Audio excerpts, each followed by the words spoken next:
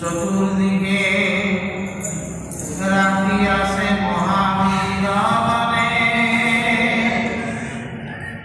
মাতে পতি কন্যা অহরিলা বিজ্ঞানে, ইহে যেন সম্পদিয়া দিলে নিজ ভাগ, দেখি পাবে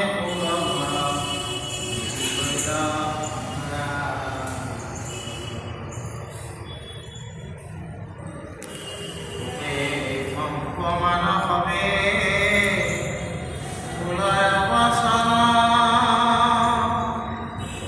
দেখ কেন দুষ্ট ইতু কৃষ্ণ আমার কি হেন তুমি কপুলাই নবরিলে কন্যা পদে হরিদয়া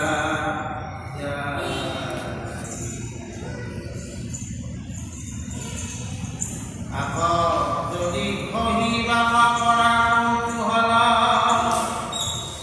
জানাতে গইল তার মাতরতে হল।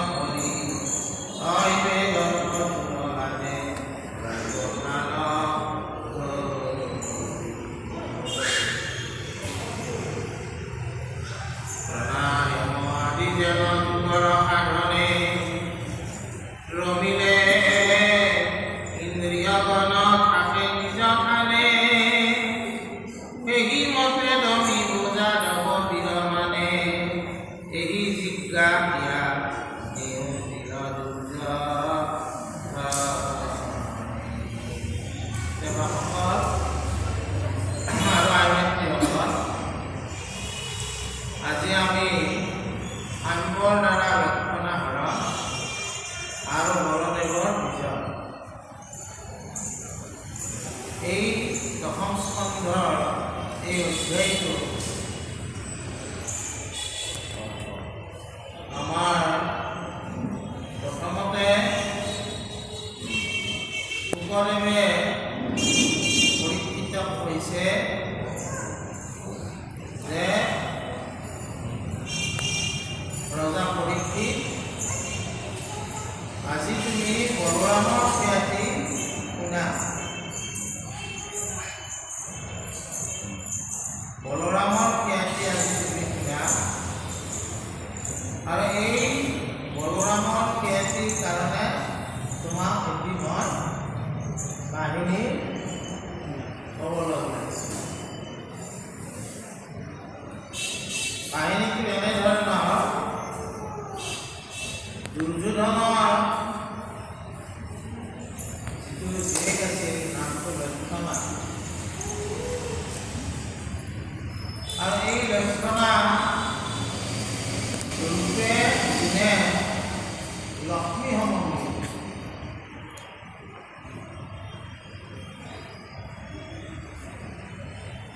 গতিকে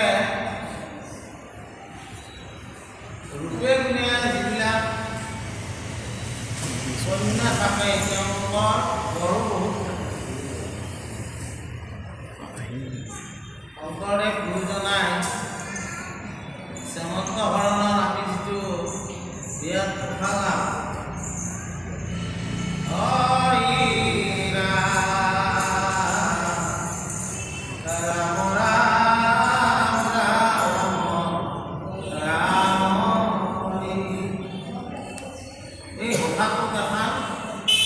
ছবি অংকন কৰিছে। কি বুলি? ৰূপে গুণে জগততে ধন্যা, খুজিলে অনেকে সেইটো কন্যা।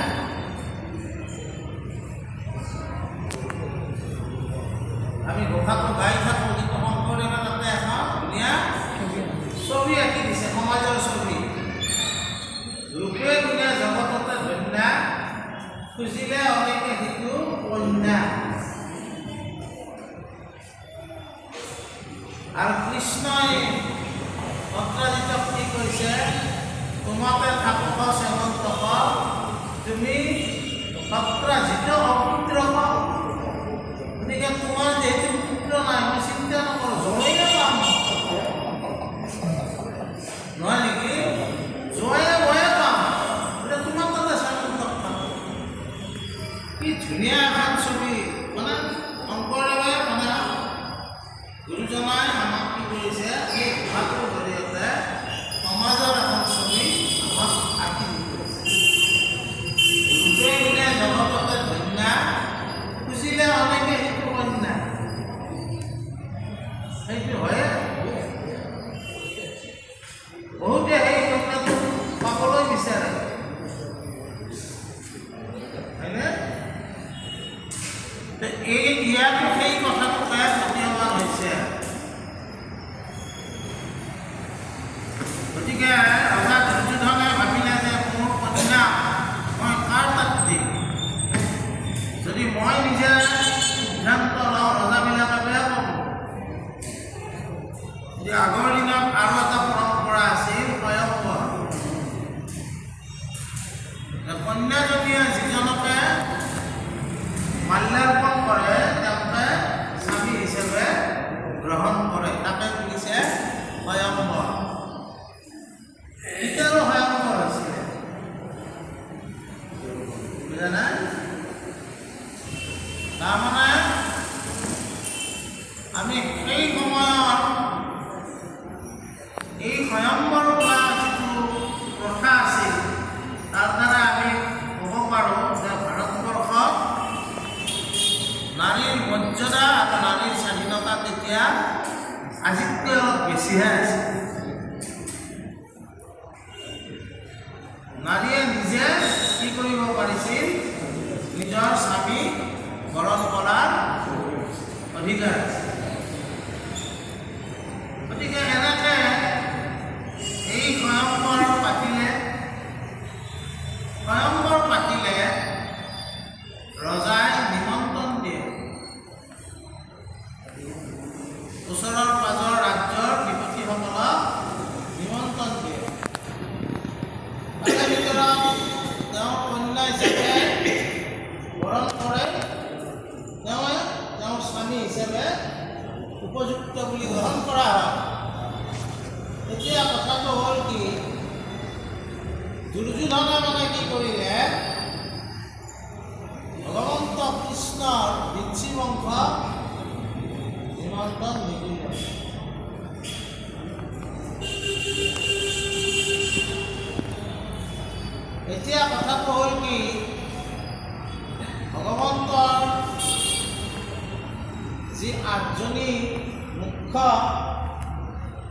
মানে পত্নী আছিল তাৰে ভিতৰত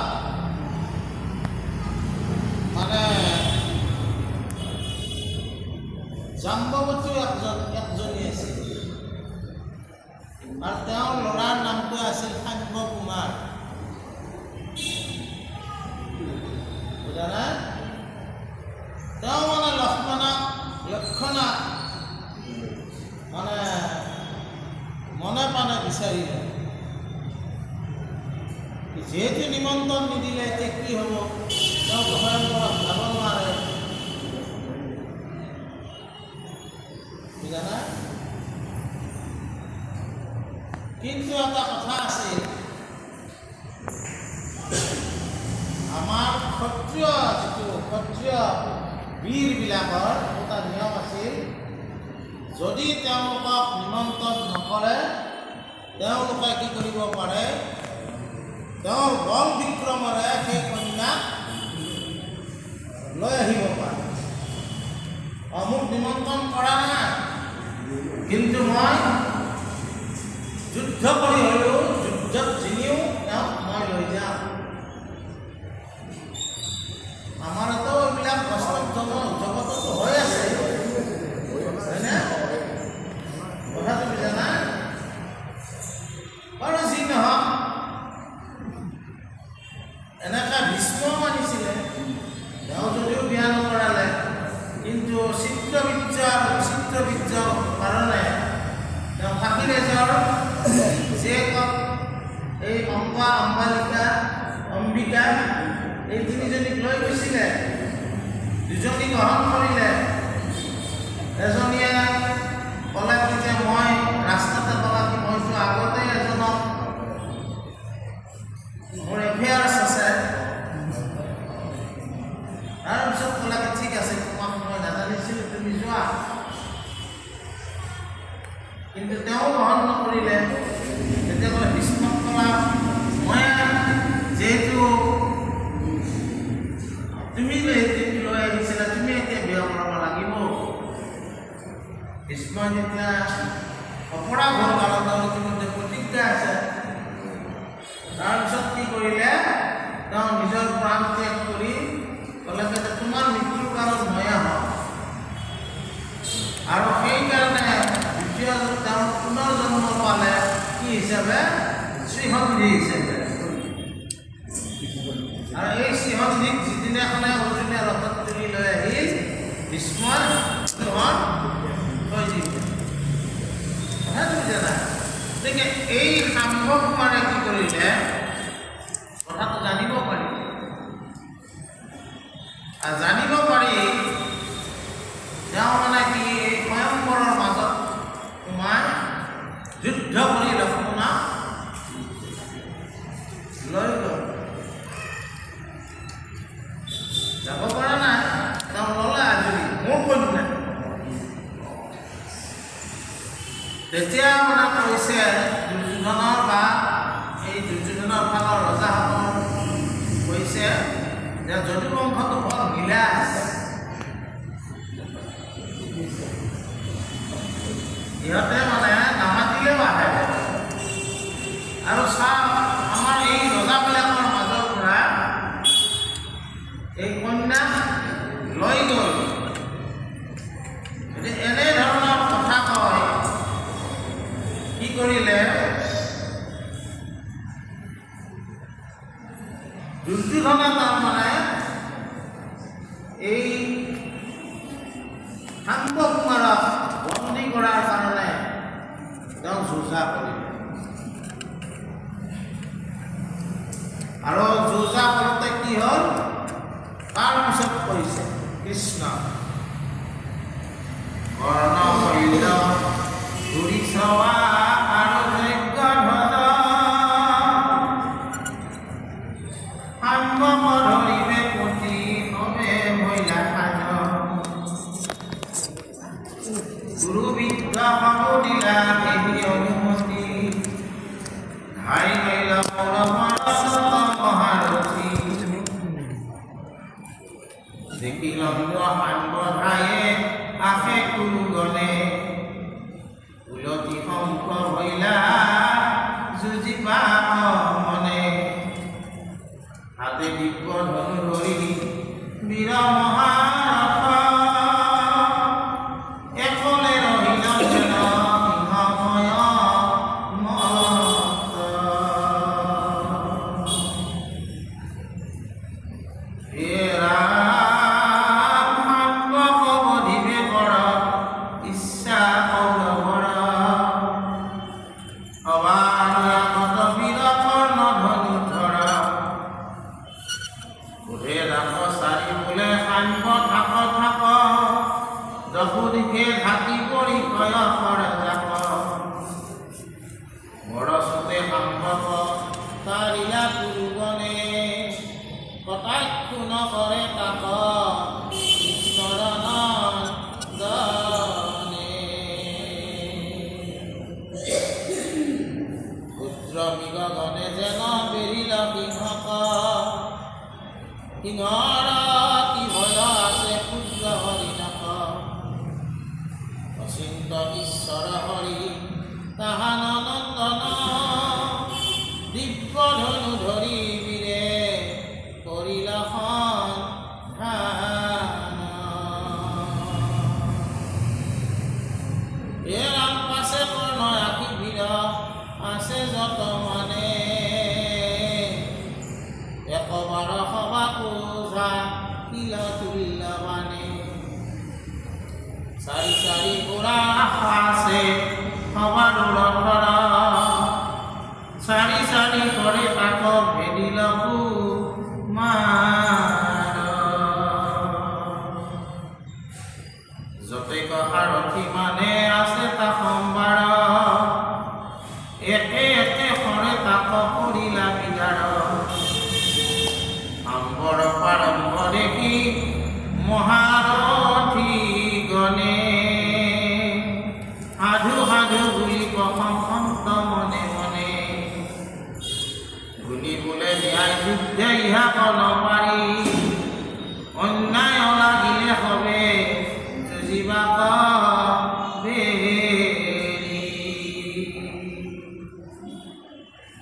এইবুলি দুৰ্যোধনে কৰ্ণ শৈল্য হৰিশ্ৰোৱা যক্ষধ্বজ ইত্যাদি বীৰ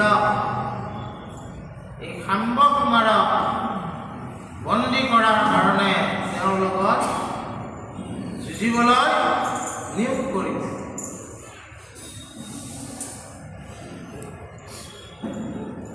আৰু এই যুদ্ধখনত কুৰুবংশৰ জ্যেষ্ঠসকলে অনুমতি প্ৰদান কৰে। কাৰণ বংশৰ ছোৱালী এজনী কোনোবাই যদি লৈ যাব আহে বংশই যিবিলাক বয়োজ্যেষ্ঠ আছে তেওঁলোকৰ বংশৰ মৰ্যাদা ৰক্ষাৰ কাৰণে মানে যুদ্ধৰ অনুমতি প্ৰদান কৰে। আৰু যুদ্ধৰ অনুমতি পায় কৰ্ণটো মহাবীৰ ধনুৰ্ধৰ গতিকে চাৰিওফালে দশো দিশে সাম্ব কুমাৰক কি কৰিলে সৰপ্ৰহাৰ কৰিলে।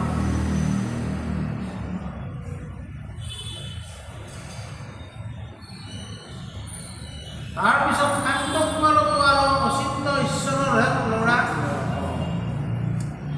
যিজনক কোনেও চিন্তা কৰি যিজনৰ গুণ মহিমা বৰ্ণনা কৰিব নোৱাৰে এই ভগৱন্ত কৃষ্ণৰ নন্দ।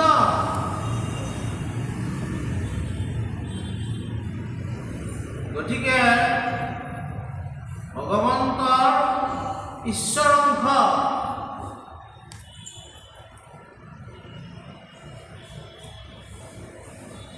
যে তেওঁ বধু বোলোতে কোনোবাই বধিব পাৰিবনে? সাম্ব কুমাৰেও এটা ঘোৰ মূৰ্তি ধৰিলে। কি মূৰ্তি? বনৰ ৰজা সিংহৰ মূৰ্তি। সিংহই যেনেকৈ হাওৰালে বনৰ বাকী পশু পক্ষীসকললৈ দূৰত পলাই শাম্ব কুমাৰৰ সিংহৰ সেই ৰূপ ধৰি তেওঁ এনেকৈ খৰ প্ৰহাৰ কৰিলে জালৰ দৰে কৰিলে। অহৈও আছে খৰ, সহৈও আছে খৰ। আমি জাল দিছোঁ যে খৰৰ জাল, বুজানা?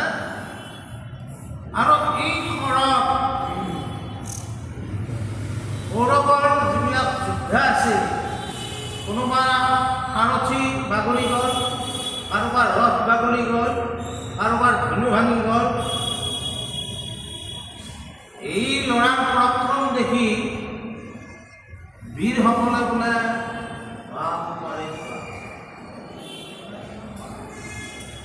আমি যেনেকৈ ভাবিছিলোঁ তেওঁক তেনেকৈ আমি বন্দী কৰিব নোৱাৰিম।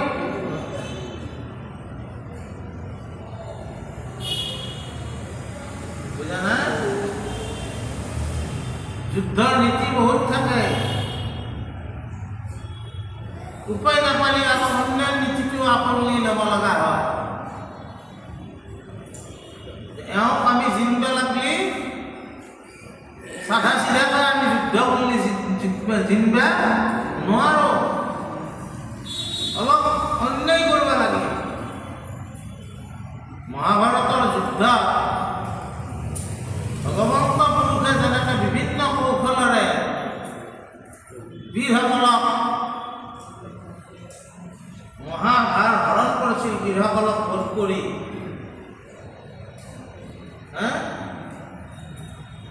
ইমান ৰচনা কৰিছিল ভগৱন্ত প্ৰভুৰ।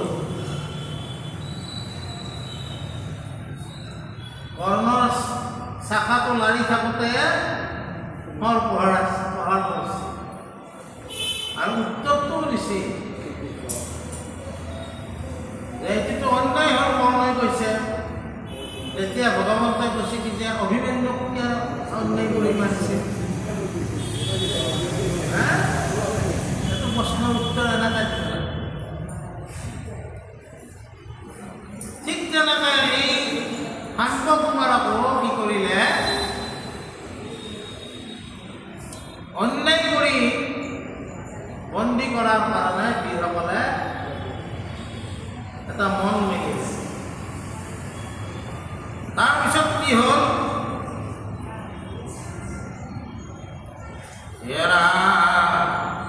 কটুসৰে শাম্বৰ ৰথনি পাতিলা, কটুবীৰে শাম্ব চাৰি ঘোঁৰা নিদলিলা, কটুসৰে মাৰি সাৰথিৰ লইলা প্ৰাণ, কটুবীৰে কাটিল হাতৰ ধনুখান, হে ৰাম ভৈৰন্ত বিৰথী শাম্ব, ধনু নাই হাতে, দেখি কুৰুগণে মেলিলে কয়া হাতে বেচে, তবু ধৰি বাককে হো নকৰয় শাস, যেনে তেনে দুখেকে চাপিল পান পাপ।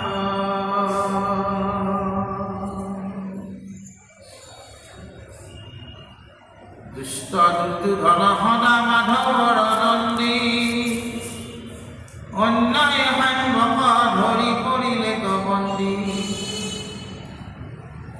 আপোনাৰ কন্যা কলাকৰথে তুলি, জয়বাদ্য কৰি নগৰ কইল চলি, কুমাৰক বন্দী কৰি থৈল নিজ ঘৰে, হেন কথা শুনিয়া নাৰদ মুনিবৰে, শীঘ্ৰে বেগে আশিৰিকি কৃষ্ণক কহিলা, শুনি যদু বংশে যত ক্ৰোধতে লীলা, ক্ৰোধে দেখিল উগ্ৰ হেন মহাৰাজ, কৌৰৱক যুঁজিবে যাদৱ ভৈ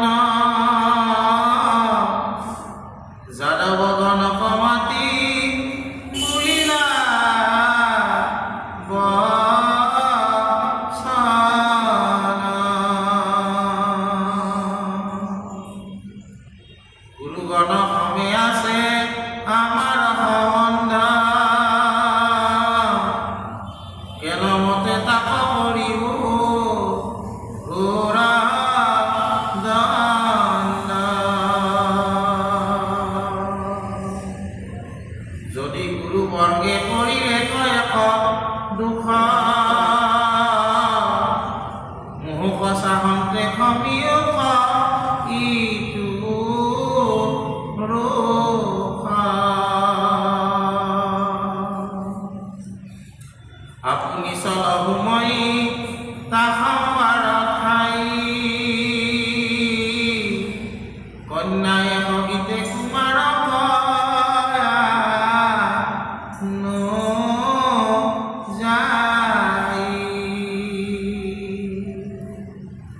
এই বুলি শান্ত কৰি যাদৱ বংশক ৰথে চৰি গইলা ৰাম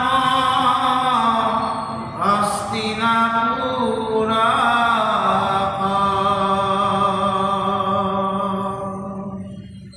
উদ্ধৱ আদি কুল বৃদ্ধ আছে যত চলিল ব্ৰাহ্মণ গণ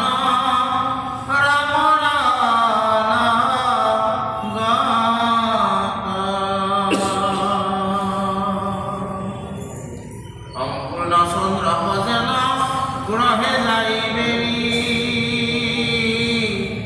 সূৰ্য সমে জলে ৰথ চলে বেগ ধৰি হস্তিনাপুৰত ৰাম ভৈলা ৰূপ সন্ন নগৰৰ মাজে আছে দিব্য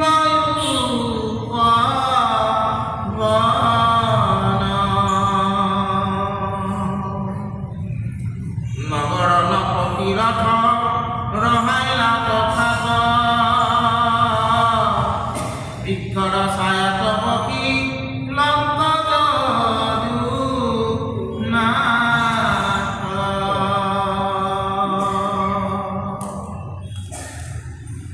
তাৰপিছত মানে অন্যায় কৰি যেতিয়া আচলতে এজন যুদ্ধৰ লগত এজন যুদ্ধ কৰি থাকে তেওঁক চাৰিওফালৰ পৰা আক্ৰমণ কৰি কোনোবাই সাৰথিটোক বাগৰাই দিলে, কোনোবাই ৰথখন বগৰাই দিলে, কোনোবাই ঝালুখন ভাগি দিলে। তাৰপিছত সাম্ব কুমাৰ বিৰথী হ'ল। বিৰথী মানে তেওঁ নোহোৱা হ'ল, হাতৰ ধনু ভাগি গ'ল। সাৰথিও তেওঁ মৰি থাকিল। এই সুযোগতে কৌৰৱৰ সেনাই তেওঁক কি কৰিলে? বন্দী কৰিলে। আৰু দুৰ্যোধনে মহাপৰাক্ৰমে যায় নিজৰ কন্যাক নিজৰ ৰথত তুলি ল'লে। বুজানে? আৰু তেওঁক বন্দীশালত নিবলৈ আদেশ কৰিলে।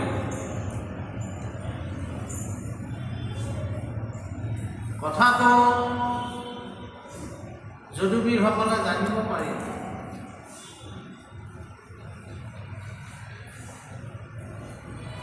গতিকে এই যদুবীৰসকলৰ খং উঠিল, কাৰণ তেওঁলোকৰ যদি কোনোবা এজনক কোনোবাই বন্দী কৰে, কোনোবা ৰাজ্যৰ ৰজাই,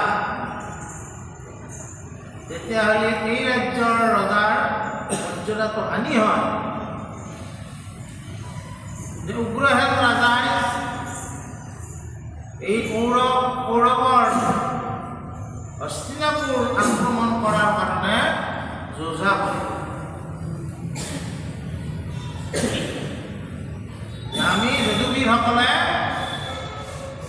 হস্তিনাপুৰ আক্ৰমণ কৰিম। কিন্তু তেতিয়া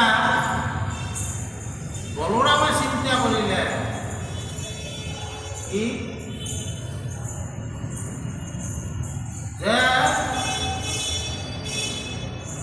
ভগৱন্ত বলোৰামৰ ইমান শক্তি আছে, তেওঁৰ কথাও যদি আমি চিন্তা কৰোঁ, আমাৰ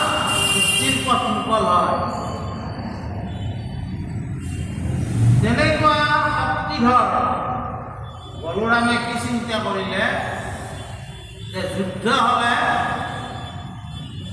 বহুত লোকৰ এনে হানি হ'ব। যুদ্ধ নকৰাকৈ যদি মই আনিব পাৰোঁ তেতিয়া কোনো লোকৰ হানি নহয়। আৰু প্ৰকৃত শক্তিশালী এইটোৱে হ'ল নীতি।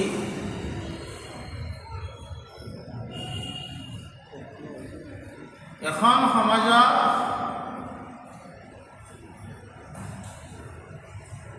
সুস্থিৰভাৱে যদি ৰখা হয়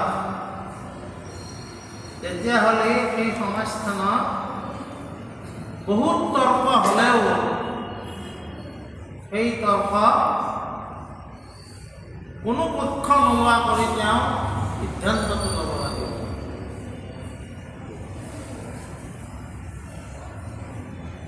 তেতিয়া তেওঁক আমি কি বুলি কওঁ যে এখেত এজন শক্তিশালী সভাপতি।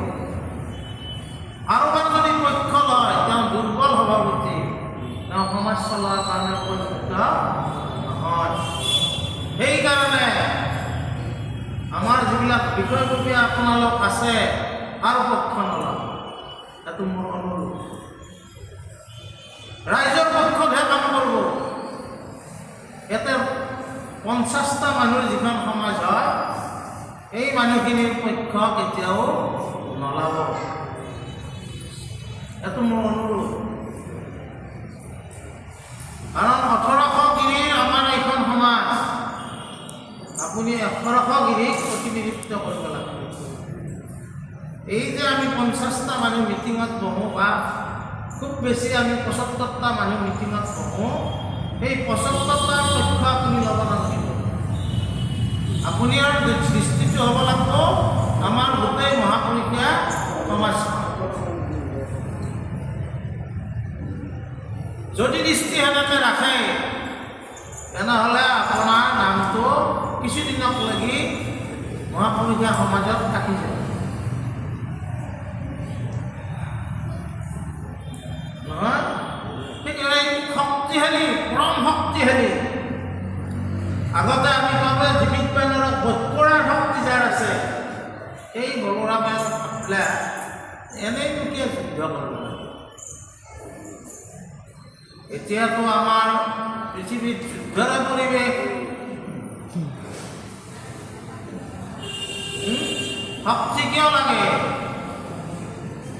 শক্তি আমাক কিয় লাগে? শক্তি আমাক লাগে প্ৰয়োগ কৰিবলৈ নহয়, প্ৰতিৰোধ কৰিবলৈ। শক্তি আমাক লাগে প্ৰয়োগ কৰাৰ কাৰণে নহয়, প্ৰতিৰোধ কৰিবলৈ। আমাৰ বহুত বাধা দিছিল, তাত সত্ত্বেও বাজপেয়ী চাহাবে পৰমাণু পৰীক্ষণ কৰি এই ভাৰতবৰ্ষক এখন পৰমাণু শক্তিধৰ ৰাষ্ট্ৰ হিচাপে গঢ়ি থৈ গ'ল আব্দুল কালামৰ সহায়ত। আব্দুল কালামেও যেতিয়া নাছাত যায়, নাছাৰ বিজ্ঞানীসকলে তেওঁক প্ৰস্তাৱ দিছিল যে আপুনি যি বিচাৰে তাকে আপোনাক দিম, কেৱল আপুনি আমাৰ ইয়াত কাম কৰিব লাগে। কিন্তু তেওঁ সেই প্ৰস্তাৱ প্ৰত্যাখ্যান কৰি আহি ভাৰতবৰ্ষক এখন পৰমাণু শক্তিধৰ ৰাষ্ট্ৰ হিচাপে গঢ়ি থৈ গ'ল। কিন্তু ভাৰতবৰ্ষৰ পৰমাণু শক্তিধৰ ৰাষ্ট্ৰ হিচাপে গঢ়াৰ উদ্দেশ্যটো কি? কাৰোবাৰ ওপৰত পৰমাণু বোমা পেলোৱাৰ নেকি? নহয়। শক্তিটো নাথাকিলে হয়তো আমাক দুৰ্বল বুলি কোনোবাই আক্ৰমণ কৰিব পাৰে যে আমাৰো পৰমাণু শক্তি আছে, গতিকে আক্ৰমণ কৰোঁতে অলপ ভাবি চিন্তি কৰিব। এই বলৰামৰো পৰম শক্তিধৰ।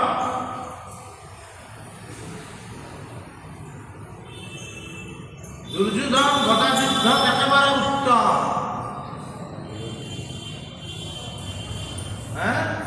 আৰু শিকাইছে বলৰামে। দুৰ্যোধনক যদি বলে পাৰব সেইটো বলৰামে।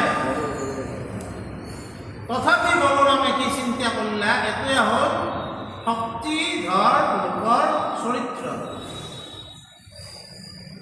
যে এটা কাম কৰোঁ, যদুবীৰসকলক ক'লা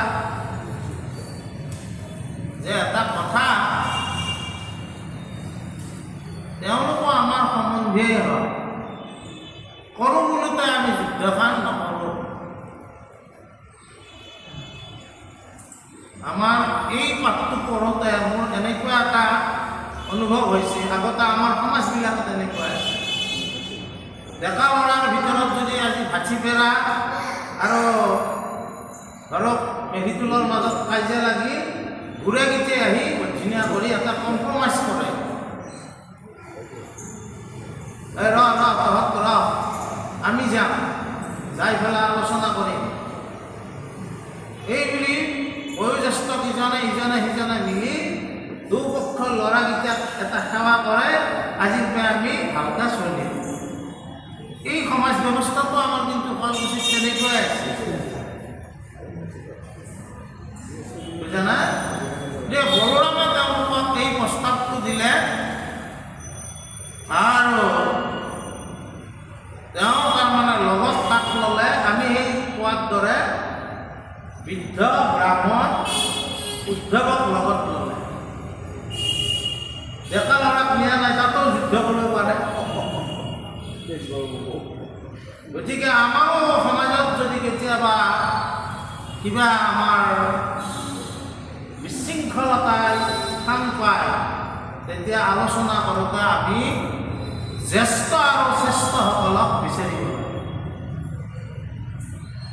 আমাৰ এই পাঠবিলাকে আমাক আকৌ এটা উপদেশ কৰি যায়, আমি কৰ্মবিলাক ডেকাবিলাকে কৰিব লাগিব, কিন্তু আলোচনাত সদায় জ্যেষ্ঠ আৰু শ্ৰেষ্ঠসকলক আমি লগত ল'ব লাগিব। আৰু যদি নলওঁ তেতিয়া কেতিয়াবা হ'ব পাৰে কি, ডেকা শক্তিৰ দ্বাৰাই মানে যুদ্ধটো সম্ভৱ হ'ব পাৰে। কাৰণ একোটা তাৰমানে কি হয়, আমি আচলতে আমাৰ শৰীৰত কিছুমান হৰম'ন আছে, বৈজ্ঞানিক দৃষ্টিভংগীত যদি চাওঁ, এই হৰম'নবিলাক নিহৰণ হয়। একোটা বয়সত একোটা হৰম'নে বেছি ক্ৰিয়া কৰে, একোটা বয়সত সেই হৰম'নটোৰ প্ৰভাৱ কমি যায়। গতিকে জ্যেষ্ঠ আৰু শ্ৰেষ্ঠসকলৰ লগত থাকিলে এই হৰম'নৰ প্ৰভাৱত যুদ্ধ কৰিব যাওঁতেও কি হ'ব লাগিব, থামি থাকিব লাগিব। গতিকে বলোৰামে কি কৰিলে, এই যদুবীৰসকলক থামেই ৰাখি তেওঁ কি কৰিলে, বৃদ্ধ ব্ৰাহ্মণ আৰু উদ্ধৱক লগত লৈ তেওঁ হস্তিনাপুৰলৈ গৈ কিনে কি কৰিলে, নগৰৰ ভিতৰত যোৱা নাই, নগৰৰ বাহিৰত এখন উপবনত তেওঁ বাহৰ পাতিলে আৰু এই বাহৰ পাতি তাতে তেওঁ ৰ'ল। তাৰ পিছৰখিনি আমি আহ্বান কৰা হ'ব। অপৰাধ